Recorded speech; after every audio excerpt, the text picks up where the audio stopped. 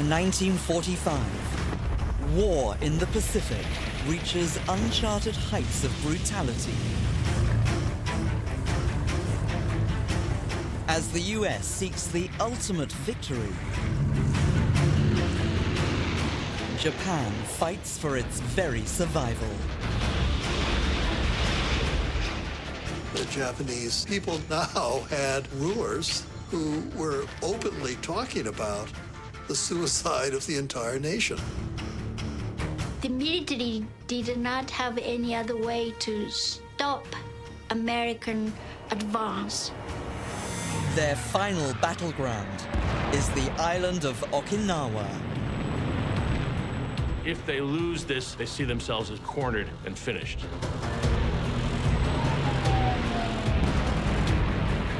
The two nations are pushed to the extremes of war. It's just this sort of Dantean descent that is going to get worse and worse and worse.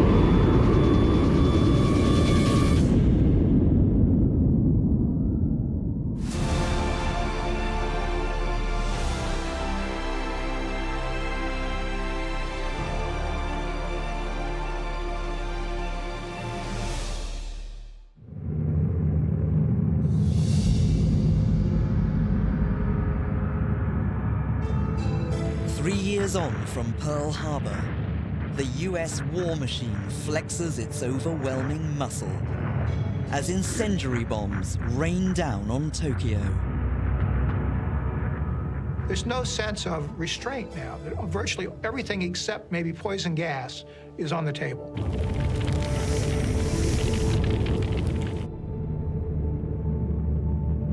This is American strategy developing from precision bombing to indiscriminate bombing.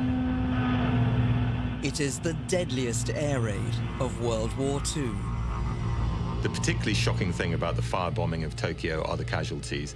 80,000 dead, 40,000 wounded. Emperor Hirohito is horrified by the devastation. By the end of March 1945, over 9,000 tons of incendiary bombs have been dropped on the cities of Nagoya, Osaka, and Kobe.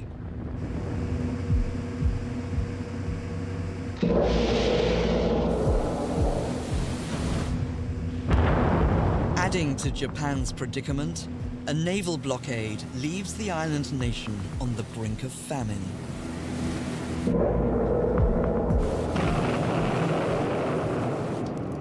Japan was starving. To feed 100 million people, they had to import, but that was not possible because of US submarine operations. It was, in view of the ability to kill millions as opposed to thousands, the most ruthless strategy the US was prepared to employ against Japan in 1945. Japanese industry, starved of raw materials, is collapsing.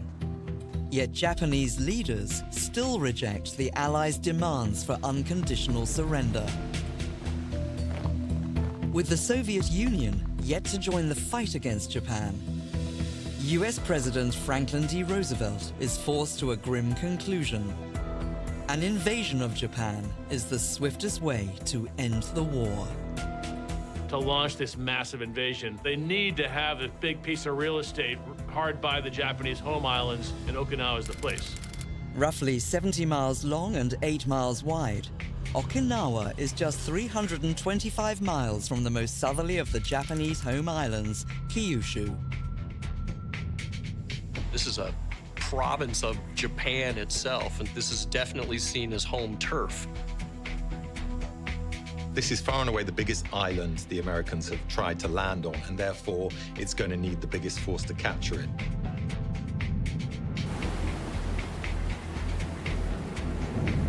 The Okinawa operation is the biggest single operation that takes place during the war in the Pacific. The amphibious force is normally put at about 1,400 vessels. The number of battleships, cruisers, and destroyers committed to the Okinawa campaign were more than double the number committed to D-Day in Normandy. They had 13 carriers, 18 escort carriers, huge numbers of aircraft.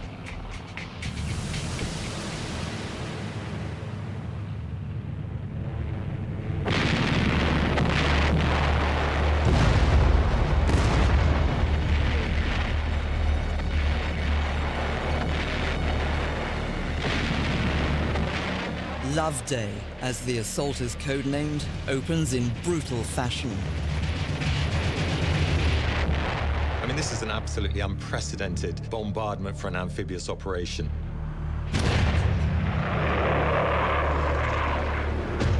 They're just going to grind the Japanese down and inflict tremendous casualties on the roughly 80,000 Japanese defenders on Okinawa. Then they're going to put 180,000 American troops ashore, and they're going to roll them up.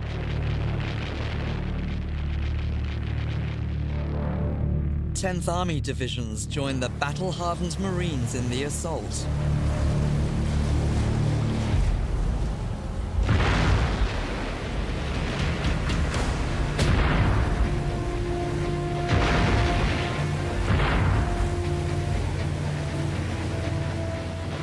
American servicemen, particularly the Marines heading for the coast, were expecting the worst.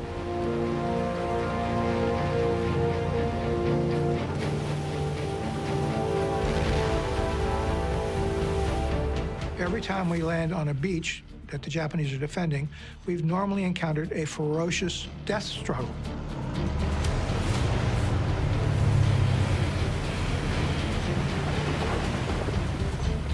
The Americans pile out of their vehicles and onto the beach and are ready, to be shot at.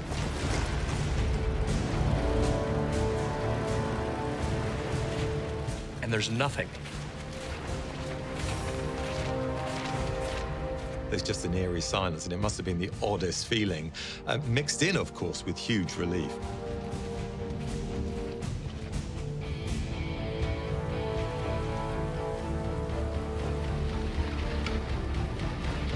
For the first time during the Pacific Campaign, an invasion beach isn't drenched in blood. By day's end, over 60,000 American troops are safely ashore. The American top commanders can't believe that this thing has gone as smoothly as it has and with as few casualties. Admiral Turner, in charge of the amphibious fleet, radios Navy Commander Chester Nimitz. He wonders whether or not the Japanese have actually quit the war. What he doesn't realize is that there was never an intention on the part of the Japanese to oppose the landings in the first place. The loss of Saipan in the summer of 1944 was a profound shock to Japan's leaders.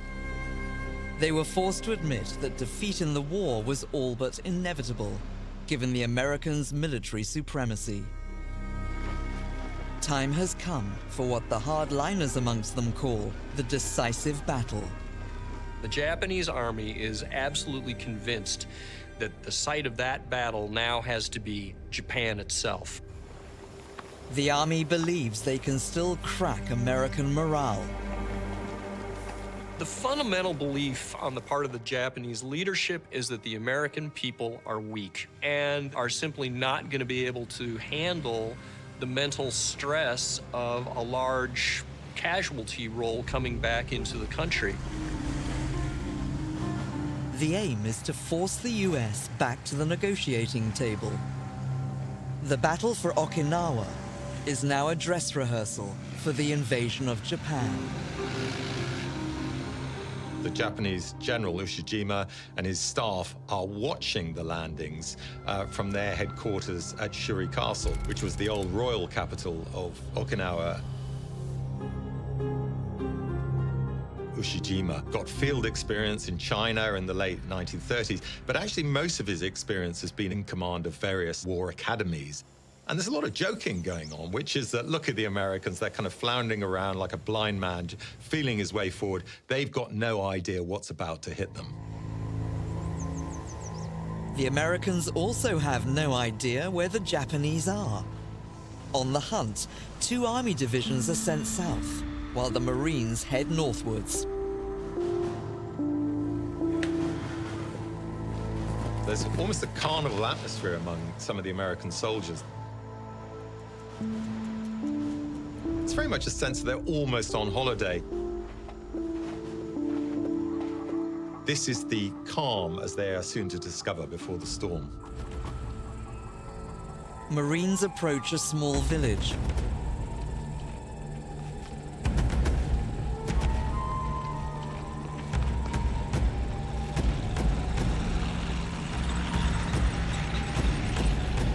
There's no sign of the Japanese army.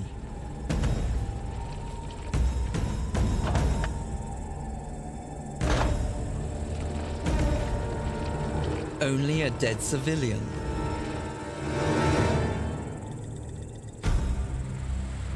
Then, nearby, a group of Okinawan villagers are discovered. The difficulty the Americans will face is that that population is very prejudiced against them. One, the Americans have been sinking transports with Japanese civilians on them, and the bombardment, which of course was indiscriminate prior to the actual invasion itself. Nearly a fifth of the population had been evacuated before the US invasion, but well over 300,000 Okinawans remain on the island. A number of people actually fighting on the side of the Japanese were Okinawans, both conscripts in the Japanese army and also Okinawans who had volunteered to assist the Japanese. Having said that, the Japanese always treated the Okinawans like second-class citizens, and they were never fully-fledged members of the Japanese race. To the Japanese, they were the kind of like a borderland people with a strange dialect and strange last names. The question for the Americans is, are the Okinawans friend or foe? Nearby, US troops make a chilling discovery. Unidentified aircraft with revolutionary capability.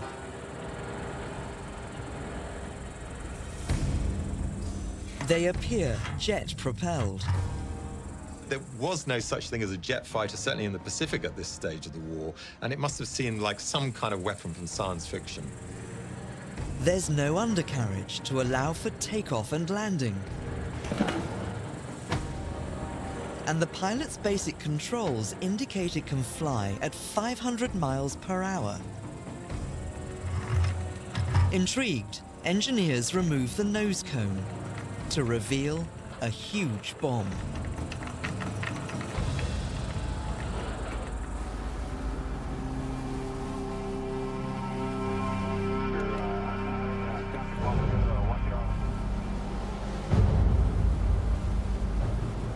The 6th of April, the Japanese unleashed their secret weapon.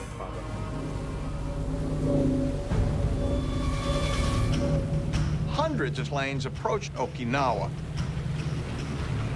These aren't the jet-fueled prototypes, but ordinary aircraft. Their pilots are trying to smash their planes into the fleet, committing suicide.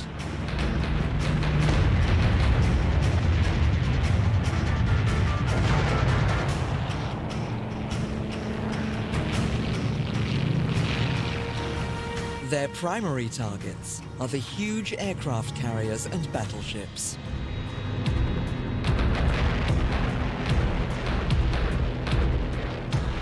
The strategy is to smash the fleet, force it to withdraw so that you can then mop up the troops who've been landed, because of course they then can't be resupplied and they certainly can't have any reinforcements. The attack, made by over 350 kamikazes, aided by escort fighters, lasts 5 hours. They start dividing their attacks not in mass waves, but in lots of small packages at different altitudes from different directions, which enormously complicate the defensive task.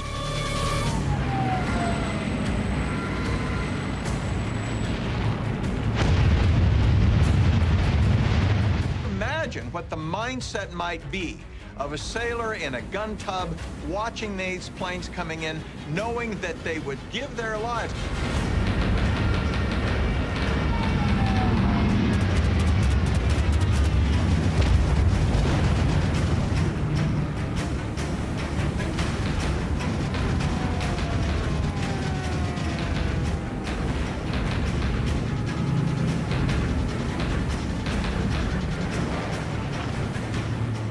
was, just terrifying, the constant rain of Japanese suicide attacks.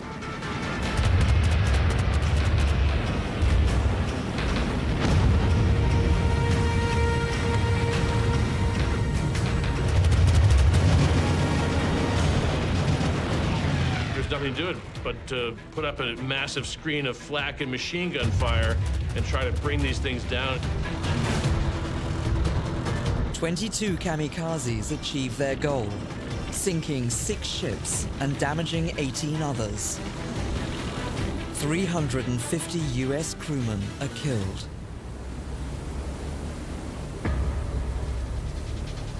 The thing about the kamikaze effort from the standpoint of American servicemen, it sort of emphatically validates the notion that the Japanese are basically people not even of a different race. It's like they're from a totally alien constellation. I mean, no one fights this way.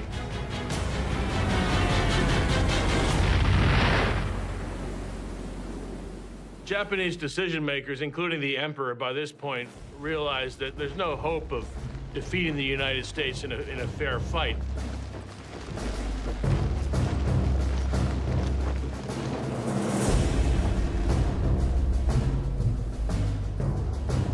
In early 1945, a new phrase has entered the Japanese lexicon. The term special attack spirit, or what I suppose in America people would call the kamikaze spirit, began to be bandied about. The word kamikaze, the God's wind, came from feudal Japan. In the 13th century, the Mongol forces of Kublai Khan had threatened to invade. Lucky for Japan, the typhoon came and wiped out the Mongol forces. Japanese military in 1940s hoped to use that to encourage soldiers to brave themselves, to become that wind. The kamikaze spirit is simply the sense that if needed, that the pilot will sacrifice himself for the emperor. The roots of the kamikaze spirit begin at Leyte Gulf 6 months earlier, as Admiral Takejiro Onishi witnesses the US Navy destroy the Japanese fleet. Onishi wanted to try an experiment. He asked for volunteers who would be willing to fly their airplanes into American ships and sink them. It worked spectacularly well. With only a dozen planes and a dozen pilots, he sank several of the small jeep carriers off Leyte Gulf, damaged even more. Onishi convinced the Japanese high command, if you take this model and expand it enormously, that it could in fact be a war-winning strategy.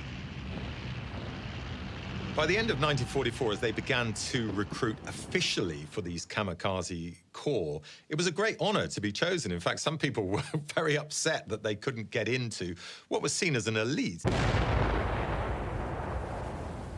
As the Okinawa campaign was getting underway, the Japanese embraced it as an overall offensive strategy against the Americans. But there's one problem. By the spring of 1945, the Japanese have lost most of their skilled pilots. They choose to turn to teenage novices. They were like 16 or 17 years old. They were well educated. They were not well trained, and so their first flight may be the last flight in the battle. They felt that they had no choice. Because if they refuse to serve this honorable task, their family back home might be ashamed or discriminated. Days before the US invasion of Okinawa, this rare film shows the youthful flyers making their final preparations for their fatal missions. The Japanese allocate close to 3,500 planes to the Special Attack Squadrons.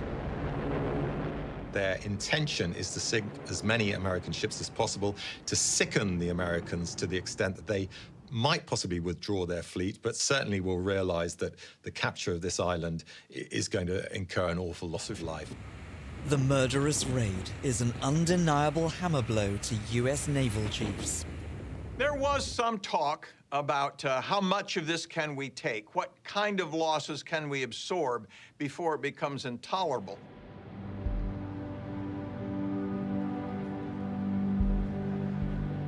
As they debate their next move, news arrives.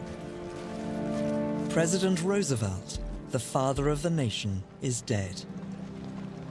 The outpouring of grief in America is heartfelt and profound. This has been their leader for the last 12 plus years. This was a tremendous shock to the nation and particularly the armed forces. What few people know is that Roosevelt had been gravely ill for months. By the beginning of 1945, FDR's health is falling apart, and he is a shell of the man that he was, just the constant pressure of having to manage this war. The loss of FDR at the time when victory seems to be almost within sight is a very heavy blow to the Americans. Responsibility for bringing the wars in Europe and the Pacific to a close now falls on Roosevelt's vice president, Harry Truman. By Truman's own admission, he lacks both the skills and experience for the presidency. But top of his agenda is the battle for Okinawa. My uncle, who was from the same home area as Harry Truman, is a young sailor out in the Pacific, and when he hears that Truman is going to take over as president, my uncle's response was, "We're in trouble now." Truman immediately announced that his total mission as president was to execute the legacies of Franklin Roosevelt. Roosevelt has had scientists developing a bomb using plutonium, a radioactive metal which had only been discovered in 1941. But fears that if detonated, the weapon will ignite the planet's atmosphere, means the bomb is far from ready for use. In Okinawa, the land battle is about to heat up. As troops from the US Army get within a few miles of the Japanese headquarters at Shuri Castle. When the army divisions come up against the first properly organized defensive systems, the whole campaign slows down. The Japanese commander, Ushijima, has delegated responsibility for the island's defenses to his operations chief, Colonel Hiromichi Yahara. Very bright, intellectually clever, and when he arrives on Okinawa in the summer of 1944, he immediately comes to one conclusion. We will never be able to win this battle against the Americans. What we need to do is fight a battle of attrition.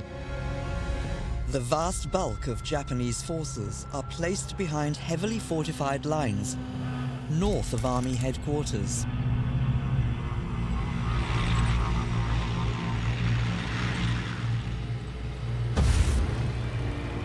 They built this incredibly effective defensive system across the center of the island. One ridge defending another ridge, defending another ridge, one after the other, all the way back to the main line of resistance, the so-called Shuri line. It's in getting through this sequence of defensive positions that Yahara calculates is going to cost the Americans so much blood. This is the major effort by the Japanese in defense of Okinawa. Not just to make the Americans bleed and die to try to take the fortified area, but to give time for the Japanese kamikaze to destroy the invasion fleet.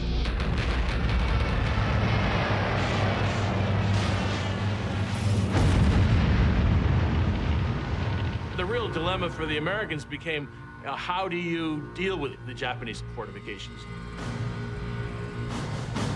Really interesting thing about the Battle of Okinawa is you have rookie commanders on both sides. The US ground forces are led by Lieutenant General Simon Buckner. Buckner is a controversial appointment. Buckner hadn't commanded an army like this in his entire career. His experience of the war so far had been relatively limited. Like a lot of American servicemen, he'd been trained into believing that firepower was the way to win a battle.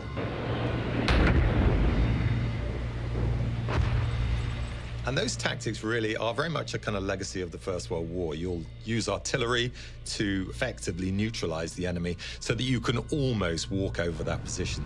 The infantry just need to mop up. But Buckner's lack of field experience is quickly exposed. Buckner basically took the bait. He attacked head-on into these Japanese positions, and he accepted massive American casualties. Just as the Japanese intended, the fight for territory is agonizingly slow. Nimitz went ashore more than once to speak with Buckner and say, look, speed things up. We can't loiter here forever. You know, we're getting creamed by the Japanese kamikazes. You need to take this island so that we can move on.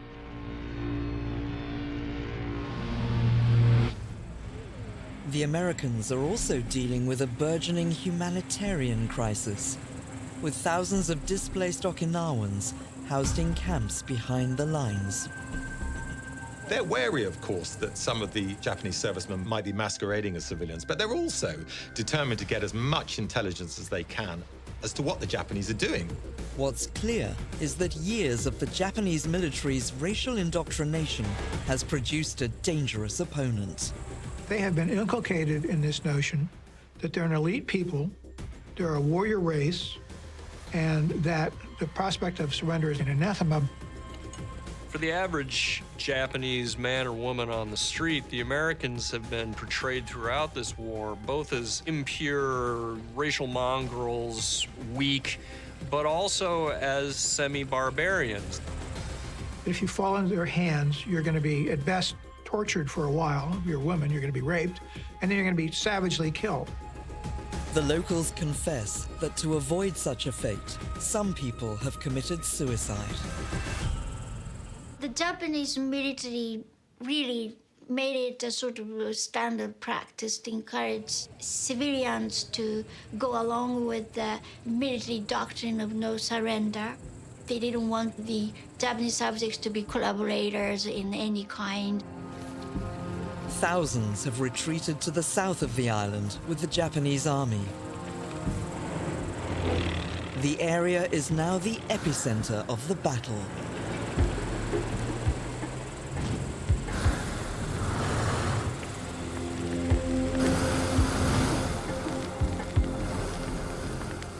By about the third week of April, it's clear that there is a ferocious battle going on against the Japanese defenses in the southern end of Okinawa.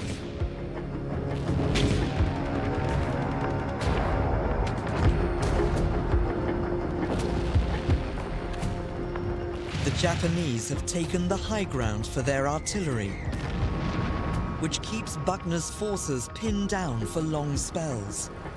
And their subterranean defenses are almost impregnable to frontal assault, with hidden machine gun posts and minefields.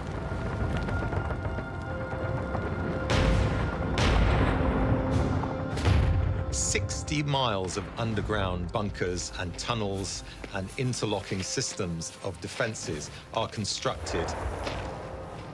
Huge amount of labor, both from the civilian population and also from the Japanese troops and construction workers, to create this system of one killing ground after another. The Americans have to overcome one by one by the use of firepower, by the use of flamethrowers, by the use of satchel charges.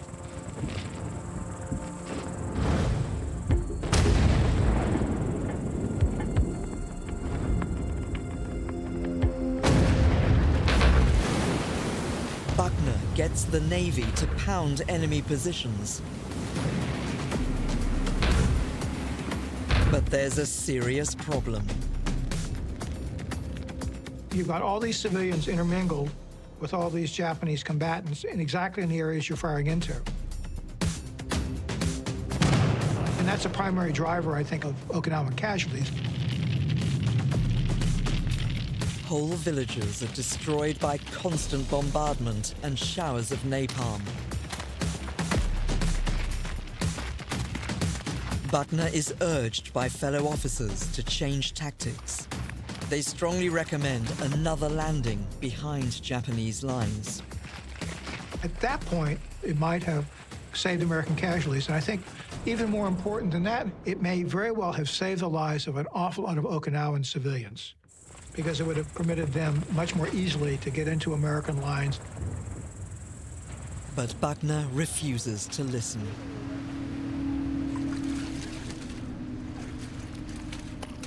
All the while, the weather is worsening, particularly towards the end of May 1945, when the rains begin. The battle remained a stalemate, partly attributable to the heavy rains which turned the countryside into a morass of mud.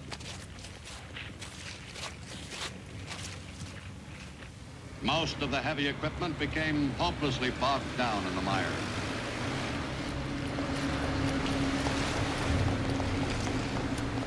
You're literally watching this island sort of dissolve into mud.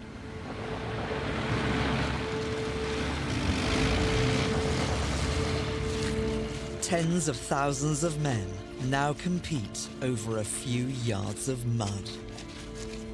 You get scenes that are evocative of the worst of trench warfare in World War I, where the forces are within hand grenade range of each other, slugging it out.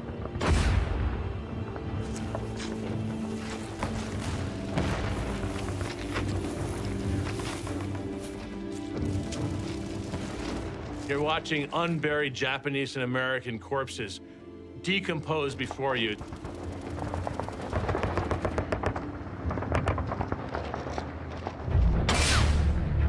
By the start of June, the battle has been raging for nearly 2 months.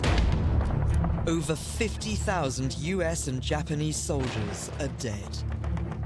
The attitude of the Japanese leadership, I think, was well captured by historian Ronald Spector, who said that Okinawa was a very peculiar battle in the sense that it left the defeated elated and the victors depressed. You realize you're basically in this sort of Dantean descent that, as awful as each page is, it's going to get worse and worse and worse. The highest incidence of combat fatigue, that is people suffering from what we might also call shell shock, was during the Battle of Okinawa, where more than 20,000 American servicemen are pulled back off the line, even though they don't have any obvious physical injuries, because they can't take any more. As the US forces break through the Shuri line on the way to the Okinawan capital, Naha, they realize the Japanese have plumbed new depths.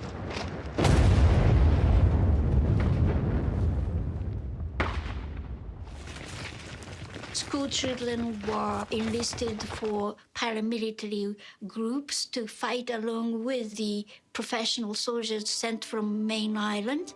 14-year-old boys that, come up to their waist, that are just sitting there bearing arms fighting the Americans.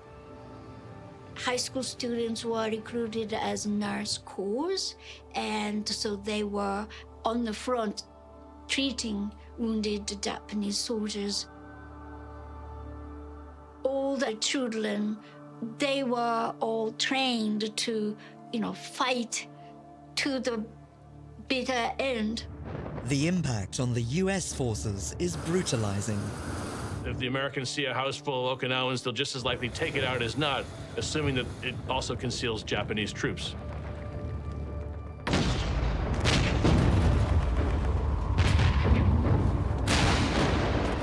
As the battle begins to wind down, atrocities ramp up. One of the accusations made against the Japanese military is that they use the civilian population as human shields. There's a feeling among the Japanese military, if we're prepared to sacrifice our lives, civilians should be too. Claims are made that villagers are forced to wear explosive vests as the Japanese look to infiltrate back into American lines. The abuse didn't stop there. Mothers were told to kill their own babies if they cried in the cave, hiding from the enemy. In many cases, I understand Americans had no choice but to burn the whole cave with soldiers and civilians together. because nobody was coming out of cave or refused to surrender. That's the whole psychological strategy to send the message to the enemy that if you come, we're gonna all die or perish. Since Germany's surrender in May 1945, the eyes of the world are focused on Okinawa's unprecedented brutality. The American public's attention is riveted on the stories that are coming out of Okinawa, which magnifies the significance of the fact that the casualties in Okinawa seem to be appallingly high. More Americans are going to die in the last year of the war than died in the entire 2.5 years before then. So the American people have the total sense that the war is becoming much more costly the closer we get to Japan. Okinawa seemed like a mini version of what the Americans were to discover when they hit the beaches in Japan itself. And it led to furious debate on the American side about how to proceed. Harry Truman calls an urgent meeting. Okinawa has given him serious concerns about the planned invasion of Japan. He makes it clear through his chief of staff that the principal issue he wants to talk about is casualties. Assured that US troops will heavily outnumber the Japanese, Truman gives reluctant approval to the invasion.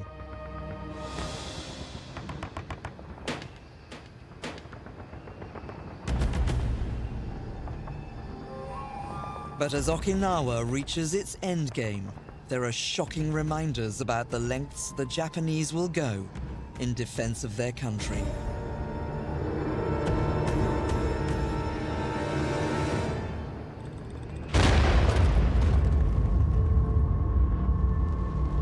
There was this no surrender doctrine. Some soldiers did not think any other way but to fight to the bitter end, because that's how they were trained to think.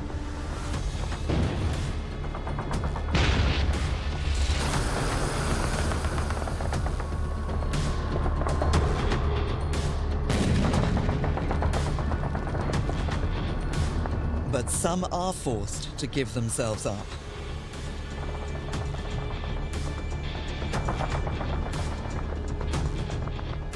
Here for the first time, out of those roughly 100,000 Japanese soldiers that include a number of militia on Okinawa, 10,000 or so actually do surrender.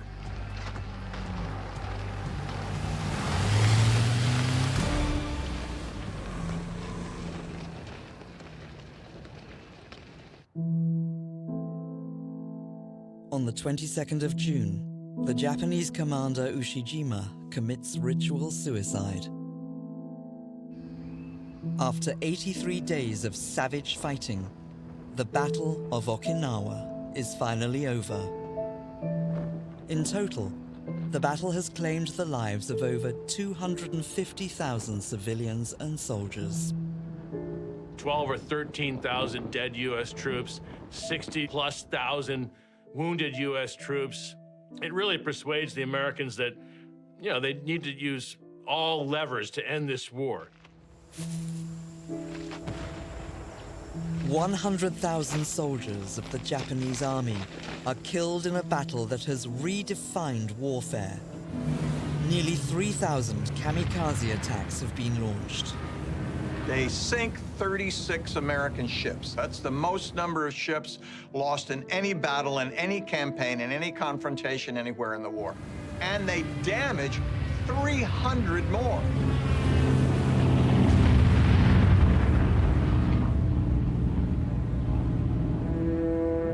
Almost 5,000 Navy servicemen are killed.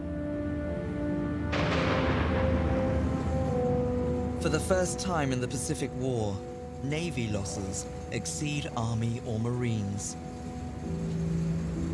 But it could have been much worse. Only 1 in 10 of the suicide pilots reached their target. Those young pilots, over 1,000 of them perished in somewhere in the water between Kyushu and Okinawa. But for the Japanese, the value of their ultimate sacrifice runs much deeper. It has a tremendous psychological utility for the Japanese government as they steel the public for one final battle in the homeland. Preparations for what the Japanese term the decisive battle have been underway in Kyushu for months. In January 1945, Lieutenant General Ryotaro Nakai made a radio broadcast to the nation in which he called for what he termed the suicide of the 100 million. Everyone between the ages of 12 and 60 is expected to give their lives for the preservation of Imperial Japan. There are as many as 10,000 aircraft in Japan that are slated to be used for kamikaze missions against the American invasion fleet. There's talk among the Japanese of quite literally fighting to the last man.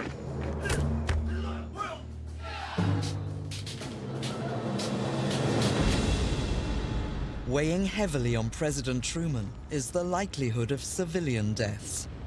As many as 147,000 Okinawans had lost their lives in the battle for their island. Truman says to his advisors, I don't want another Okinawa from one end of Japan to another. He's recognized that the casualties, if they do get to Japan, will be enormous, and not just military casualties on both sides, but also civilian casualties. But in the New Mexico desert, scientists on the code-named Manhattan Project prepare to test the nuclear bomb. Igniting the atmosphere is no longer an issue. The concern now is whether the device will actually detonate. But at 5:30 a.m. on the 16th of July, 1945,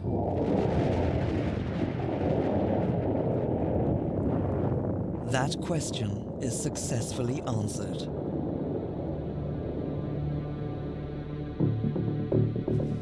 As world leaders gather at the Potsdam Conference in Germany, Truman receives a coded message. It says, "Operated on this morning. Results seem satisfactory and already exceed expectations." Truman finally has a way of avoiding the invasion of Japan, now just 4 months away. If you're sitting in Truman's chair and you have even the remotest possibility of being able to bring this war to a conclusion without having to do an invasion and the enormous loss of American life that that is going to entail, you're almost obligated to do it. It's a political necessity. On the 26th of July, Japan is warned by the US, Britain, and China it risks prompt and utter destruction if it fails to surrender unconditionally. The Potsdam Declaration demands an occupation of Japan, full disarmament of their forces, and stern justice for war crimes. For Japan's hardline military leaders, such terms are worthy of contempt. For those people, the military was the savior of the country, and if the military was defeated, that was the end of Japan anyway. And Japan was going to become a colony of the West. Instead of accepting the shame of becoming somebody else's colony, or be diminished and humiliated to become a third-rate nation, then why don't we fight to the bitter end? The Japanese military remains determined to pursue their decisive battle. The Japanese leadership decides to essentially bet the ranch on repelling an American invasion of Kyushu. And so they began pumping in tremendous numbers of troops into that island. The American invasion plan had anticipated that the Japanese might have as many as 350,000 men in Kyushu.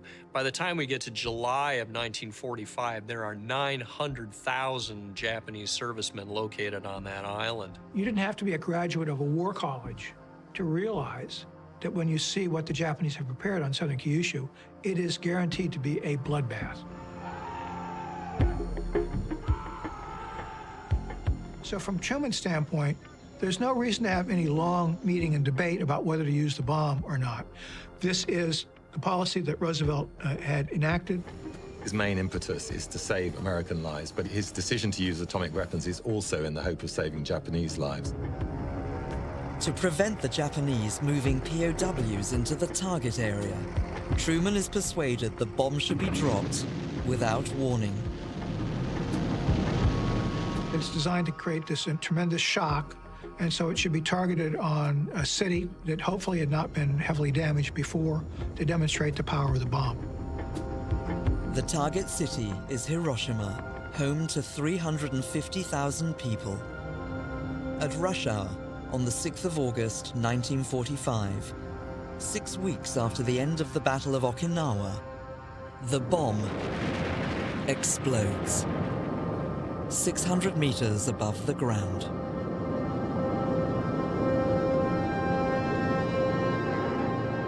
It has the force of 20,000 tons of TNT, which is roughly 2,000 times as strong as any bomb that's been detonated anywhere in the world up to this time. In an instant, 80,000 people are killed by the blast. Within hours, Truman confirms Japan has been hit by an atomic weapon. If they do not now accept our terms, they may expect a rain of ruin from the air, the like of which has never been seen on this earth. With as many as 1 million Japanese citizens already incinerated by the US firebombing campaign, military diehards choose to ignore the horror. They say, well, the Americans may have one atomic bomb, but they can't have that many of them. No demonstration of a single bomb ever would have persuaded Japan to surrender, because what the Japanese had to be convinced of was not that the U.S. had one bomb, but the U.S. had an arsenal of powerful atomic bombs. By the 9th of August, the Soviet Union is finally at war with Japan. Within hours, a second atomic bomb is dropped on Nagasaki.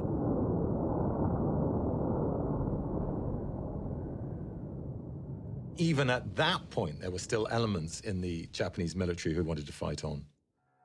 Among that desperate group is Admiral Takejiro Onishi, the architect of kamikaze.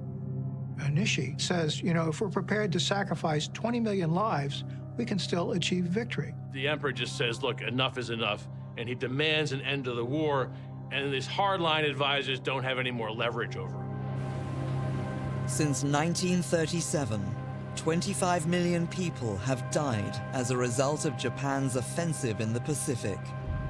19 million were civilians. With the Japanese surrender, Okinawa becomes the final battle of World War II.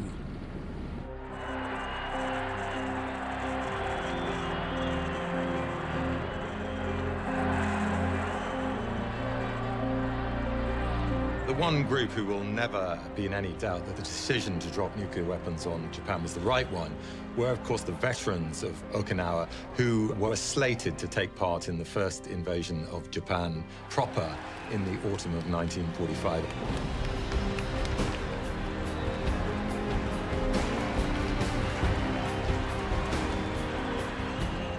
Casualty projections for the invasion of the Japanese home islands were, 1 to 2 million troops. Million. Every American serviceman that I've talked to who was slated to be a part of that effort swears up and down that the bomb saved his life.